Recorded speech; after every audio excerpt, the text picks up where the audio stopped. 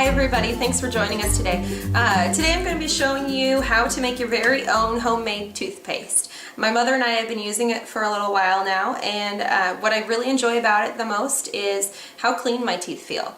Every day, you know, like after you've had a mocha or two, your teeth kind of get that gritty feeling normally. Well, I've noticed that I don't get that now that I'm using this toothpaste that we put together. So let's get started.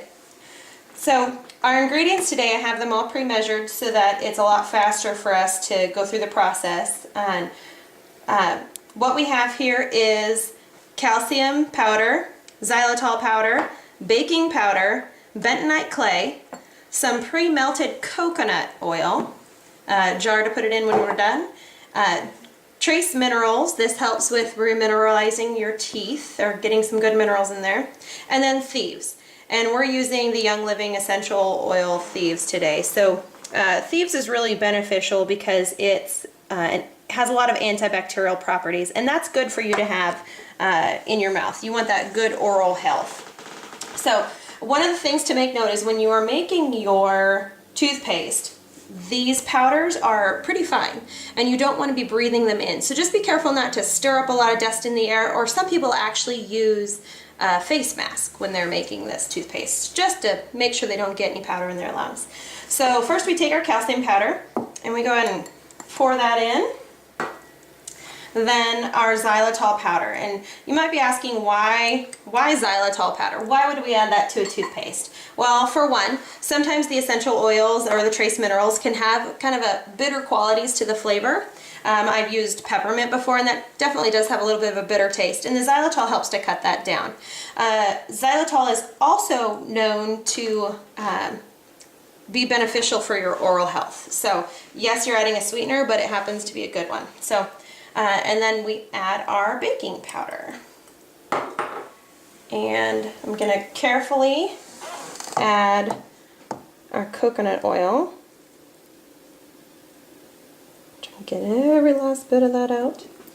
Alright, and then we're just going to start stirring. And I stir slowly because I don't want that powder to be up in the air and get airborne.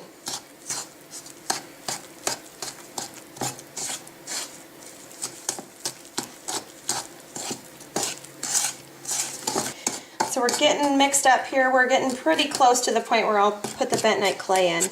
So you might be asking, why would I be using a wooden spoon and a plastic bowl to make this toothpaste instead of making it in a blender? Well, one, blenders have metal parts. Two, bentonite clay does not like metal. Bentonite clay actually absorbs metal, and so if you use it when you're creating your toothpaste, whether it be a metal spoon or a metal bowl or a blender, you're going to start activating it sooner than you want it to. You want to preserve that bentonite clay for when you put it in your mouth. That way it's pulling toxins out and doing its job in your mouth, not beforehand. So now let's add our bentonite clay in. Woo! See? I was stirring too fast. Oops. That's another reason why you just want to be careful with these powders. So again, there's those fine particles. We don't want to get those in our lungs. Now, when you're done making this toothpaste, the coconut oil will harden to its kind of natural harder state when it's on a countertop. Unless you live in a warm climate, then it would stay more of a liquid format if that's how it stays in your climate to start with. So you'll want to put this in a container that has a wide mouth, like the one we have here, instead of a little tube you squeeze, because I've tried the little tube you squeeze, and believe me, you can get injuries to your wrist, I think, just trying to squeeze those out. So next we're going to add our trace minerals. And we want to add about 20 to 30 drops. So 1, 2, 3, 4, 5, 6, 7, 8, 9, 10. And that's about good. My counting skills are wonderful, aren't they? And then we want to do Thieves. I'm going to be a little more careful with this one. So on your essential oils, you'll notice there's a little kind of a spot down there, and that's actually where it likes to come out. So 1, 2, 3, 4, 5, 6, 7, 8, 9, 10, 11, 12, 13, 14, 15, 16, 17, 18, 19, 20, 21, 22, 23, 24, 25, 26, 27, 28, 29, and 30. Whoop, I think I got an extra one out there. That's all right.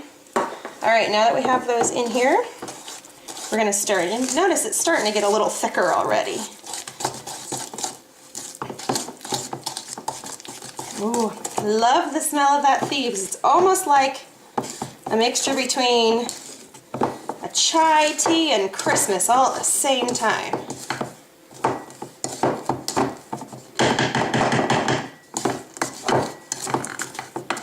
Alright, so I think I got that mixed in good, so now we're going to put it in our container.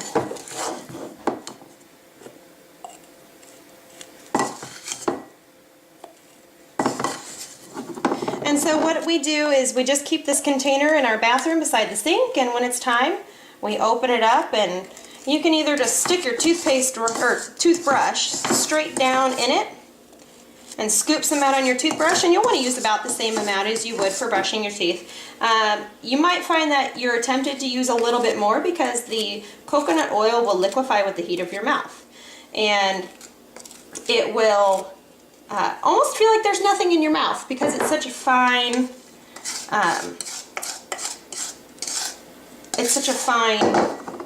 grain product. But you'll notice that when you're brushing your teeth, they actually are getting quite white. Now I want to get as much of this as I can because while I like to be handy, it's not my favorite thing in the world to sit around all day making things. I like to use them. Alright. Yep, I'm going to save that. Alright, so there is how you make your very own toothpaste. And then what you'll need to do is just dip your toothbrush in and brush away. So thank you for joining us today, and I hope you have a chance to make your own toothpaste. You have many flavor options. Any of the essential oils that are okay for you to ingest are okay to put in your toothpaste. Just make sure when you're looking at your essential oils that they do say supplement on them, because that's how you know that they're okay to eat. And if they don't say supplement, don't go there. Be safe. All right, thanks.